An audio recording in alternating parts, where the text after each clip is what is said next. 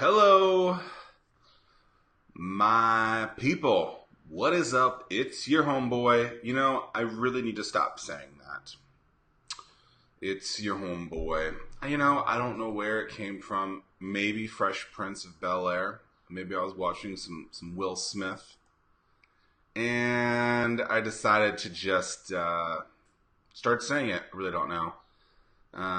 But I'm sorry. I'm not going to say it anymore. So let's have some coffee together, folks. It is bright and early as I'm recording this. I'm supposed to be at a meeting, but something happened and I'm not at that meeting now.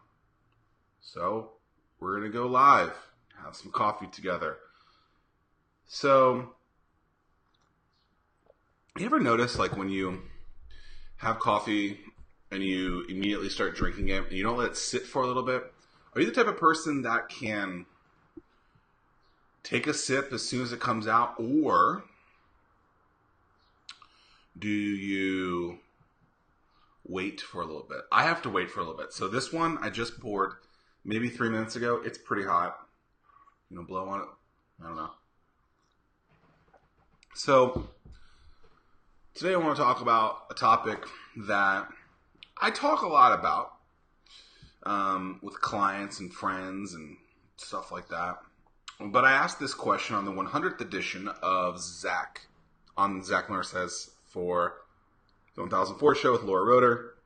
And I asked the question something along the lines of, and if you guys haven't checked it out yet, it's pretty good. You guys can check it out here on Facebook or just look for Laura Roeder, Meet Edgar, episode 100, under the 1004 show. It's 1000 FOUR. So I asked her the question, and she has a social media company, but they send out a lot of emails. And I asked her, so emails are a popular way to get people to learn about you, to buy your products, to educate them, to excite them.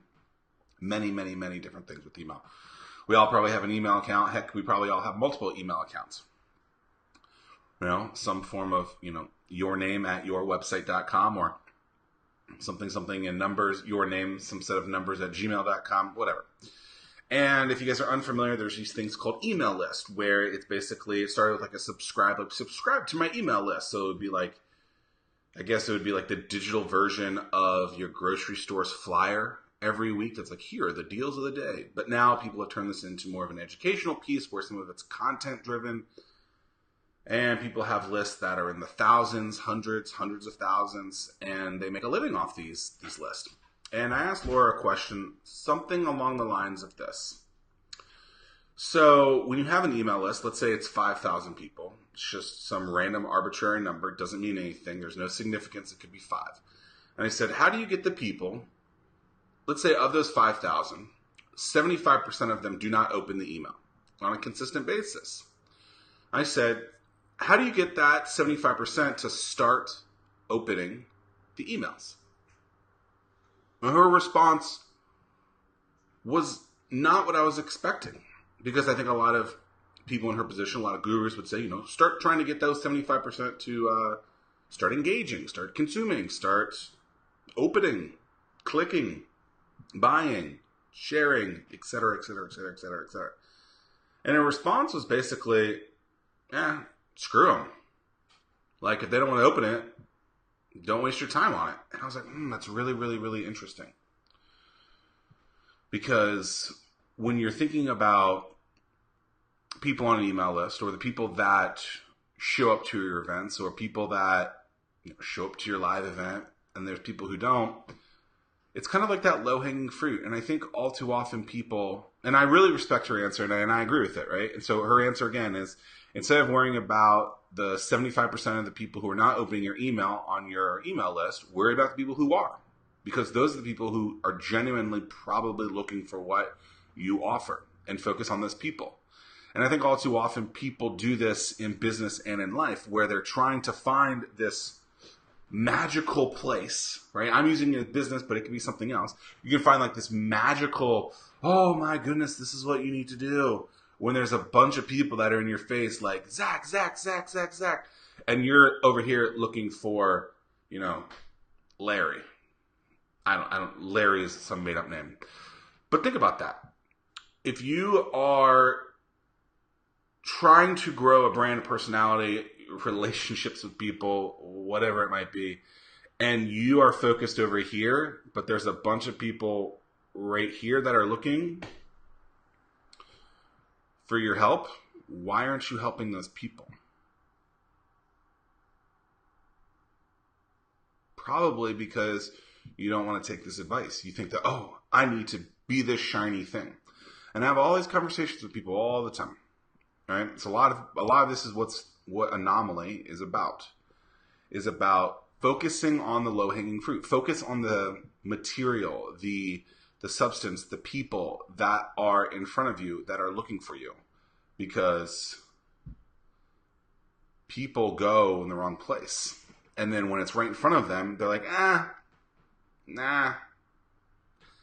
That wasn't what I was looking for. You might have seen, I should find this picture. You might have seen like, it's like business chart.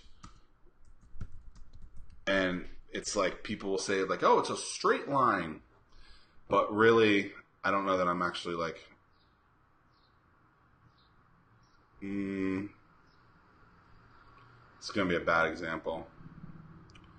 But people think business is looking one way, and they're like, oh, the trajectory is just a hockey stick. We're going to get there. It's going to be amazing. It's going to be glorious. And I didn't search the right thing, so I'm not going to find this. And I don't want to waste your all's time trying to find a picture that I won't be able to find because I don't know what I'm searching for. But you've seen it, and it's a picture of a straight line. It's like, this is what I think my life is going to look like. It's just going to be perfect.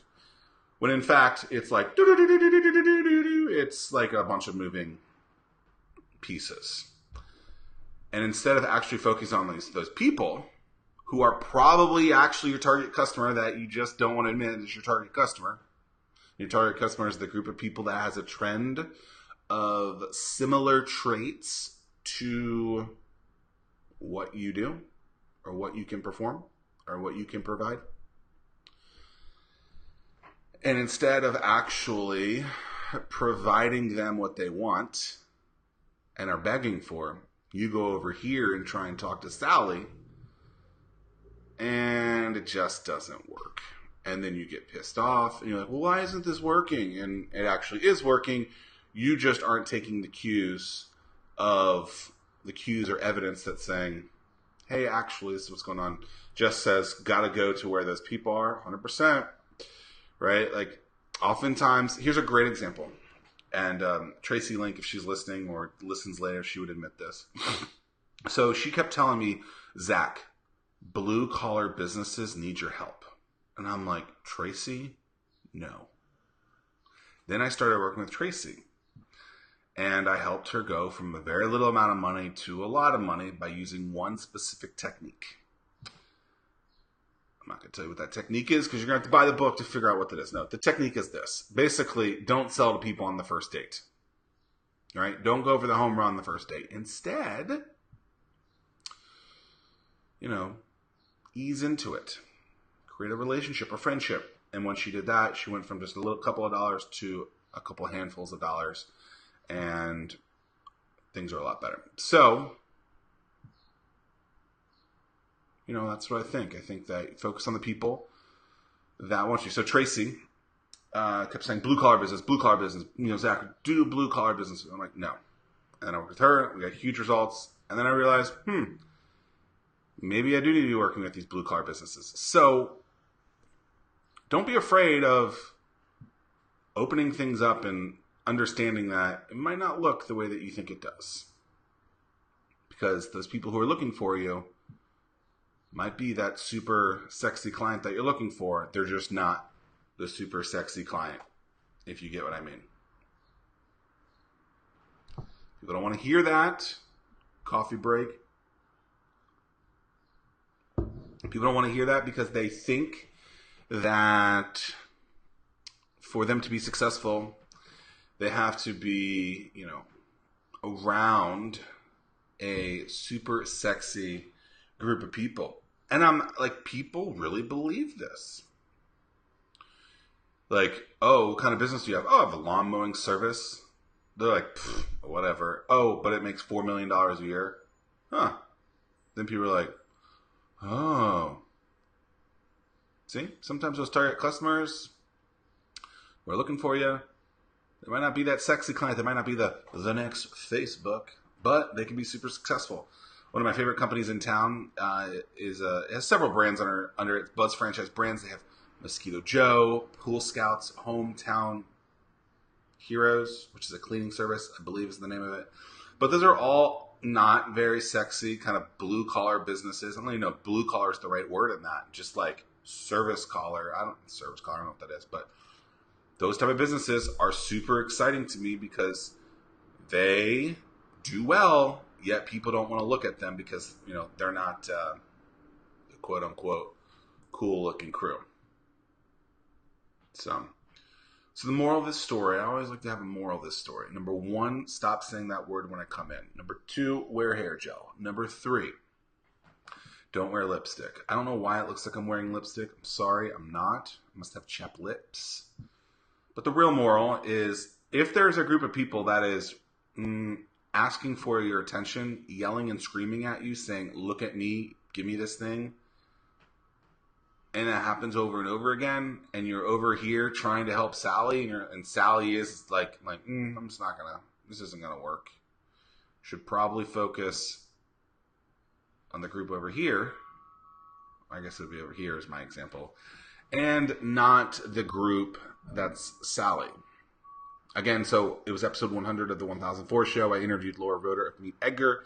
And I asked her a question like, hey, let's say you have an email list, which is basically a way to get your information into people's inboxes, their email inboxes. Let's say you have a list of 5,000 people, yet only 25% are actually active and engage every once in a while. 75% don't. I asked her, how do you engage that 75%? And she says, I really don't think you should care about them. Or some sort of answer like that. And you know what? I agree with that. And so I'm actually looking at my email list. I did this morning, actually. This is what I think kind of sprung this discussion. Was we have an email list that has like 7,000 people on it. And I'm like, I wonder how many of these people actually engage. And so I'm literally going to do this. And it's going to save me money, too. I'm going to go into the email list, probably early next week, because Dave is on some sort of vacation, a.k.a. his sister's graduating. Congratulations, sister. Sister Rit has graduated.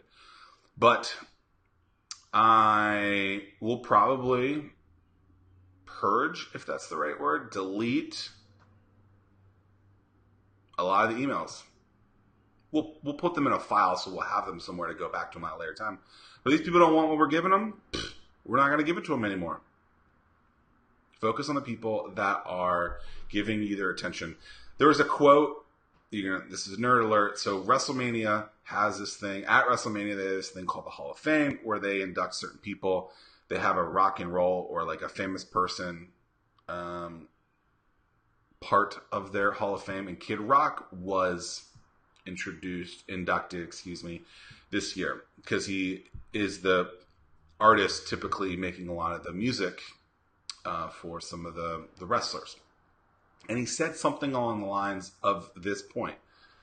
Go where people are giving you attention, not where people don't want you to be there. And I was like, oh, that's so good. Yet, people don't allow themselves. They just go other places like, oh, this isn't good. Right? Like, I kind of live like that. Like, people don't. I went to a meeting this morning and, it was a place that I normally wouldn't go. It's not about getting out of your comfort zone. It's about going where people are going to respect you and be customers with you and make friends with you. Don't keep trying to get in that door if it's not going to work. I'm not saying quit. Understand the context that I'm saying here, folks. Sometimes you have to add that. I got 2 interviews today that I'm shooting on the 1004 show. I'll be doing that at 11 and 12. Before that, I'm shooting TV. So that's like in an hour. And I shot 2 episodes yesterday. I think I'm going to move it so that I only record 1 day a week. And I'll just do 4 back-to-back. conversations yesterday. One was with media personality. I'm really excited about posting that one. That'll be out in a few weeks. And then Genevieve from New Hampshire. She is a psychotherapist. She was freaking awesome. I learned a lot from her. She's like a relationship counselor and many other things. So stay tuned for that. More content coming in the coming days. A big 5 Dice Friday tomorrow. And just super grateful that you guys are always here. You know, focus on the people who are giving you attention. Because you likely can get a lot more out of them than the people, the Sallys of the world over here that aren't looking for you. Oh, look, there's one of my guests that just popped up, who I will be interviewing for the second time. The second timer on the 1004 show. By the way, there's the coffee cup. Still doing this thing of I'm not cleaning my cups, which is really weird because if you know me, like, I'm not a clean freak, but I'm kind of a germaphobe. And for me not to clean this cup, it's pretty remarkable stuff, to be honest. So Tim Ryan has inspired me at least twice this year. Once to save the earth and to reuse the cup over and over again. And number two, I've been working out every day this year except for the first day. And it was kind of inspired by Tim Ryan, who runs every day. And I was like, maybe I won't take days off. Some days I'm like, I wish I could have a day off. But haven't done it, folks. All right. It's 8:41 Eastern Standard Time in the morning, clearly. And I want you guys to leave with this. First, I want you to tell me, either on this show or in a direct message or an email, hit me up at Zack, Z-A-C-K, at startwithhatch.com. Let me know who your target customer is, where you're spending your time. That's what I want you guys to tell me. But I want to leave you guys with this. As you're wondering why something might not be working, take an inventory of what you've been doing. Oftentimes, you're doing something right, just might be in a smaller manner. The quantity might not be as big as you want, and you're focusing on too many other things. So if you remove that crap that's not working, and you focus on that one thing that is, and double down on that, you might see those numbers grow up. I don't know if that makes sense. Grow up. Those numbers might increase because now you're putting the attention on that. That's why I think a lot of people should not be on all social media. Because if they're trying to be badass on 4 social media channels, but only one is working, yet they're giving 25% of their time on 4 things, what happens? So, figure out, take an inventory, dissect, deep dive into what is working, what's not. Focus on what's working. That is focusing on the people who are giving you attention. And that is focusing on what seems to be working. Got it? Get it? Got it? Good. Episode 64, Zack Miller live. Appreciate you guys being here. If you loved what you watched, let the people in your fan clubs know. Because the only way I can grow is by other people learning about me. Thanks, Christy. Guys, you should check out Christy's. You guys will see her if you're on Facebook. You'll see her stuff. Her husband, I guess, is a, I'm going to butcher this a little bit, but is a master craftsman in steel. I don't know what the right way to say this, but can make like nails, like really cool nails with like steel or, I don't know, cement. I don't know what the actual material is, with hammers and stuff. And just saw that she posted a video about some of the work that she'd been making, which is super cool. I've encouraged her to create some content around that. He's a blacksmith. See, sometimes you just gotta make yourself look like a fool before you figure it out. Beachblacksmith.com, cool stuff. But what's cool is I've told her, I don't know, I haven't clicked this link yet, but I told her to try and create some content around the process of doing this, maybe some husband and wife content around it. and forging in Coastal Virginia. Look at that. Just to create some content around kind of her as the spouse, maybe her kid, who's also, I guess, trying it a little bit, who is not very old. But it was just kind of cool to see her start to kind of showcase that stuff and, to deeper dive on that. People will be looking for at a later time. Also, when you're not blatantly saying, go to beachblacksmith.com and buy my thing, and you're telling a story around kind of something that's not just a sales ad, people seem to like that. Why? Because you're not that annoying cable salesman selling them something. It's true. It's true. All right, kids, check out beachblacksmith.com. And if you like what you guys are seeing here, let your friends know. Just simply, subscribe. What else could they do? You could like the post. You could share the post. You could click the post, copy the post, and then paste it on your emails to other people. It doesn't matter. But ultimately, I want you guys to come back each and every day. And that's it. I got work to do. It's going to be a busy day. A lot of interviews. Got to get the vocal cords working. La, la, la, la, la, la, la, la. I don't sing. That's the most you're ever going to hear me sing. All right, people. Thanks for being here. See you bright and early or late and dark tomorrow or in the middle of the day. I don't know when I'm going to do this tomorrow. We'll figure that out soon. Thank you all for always being here. Appreciate you. And keep creating great content. And let me know who your target customers are and what's working, what's not. Talk soon. Zack Miller out.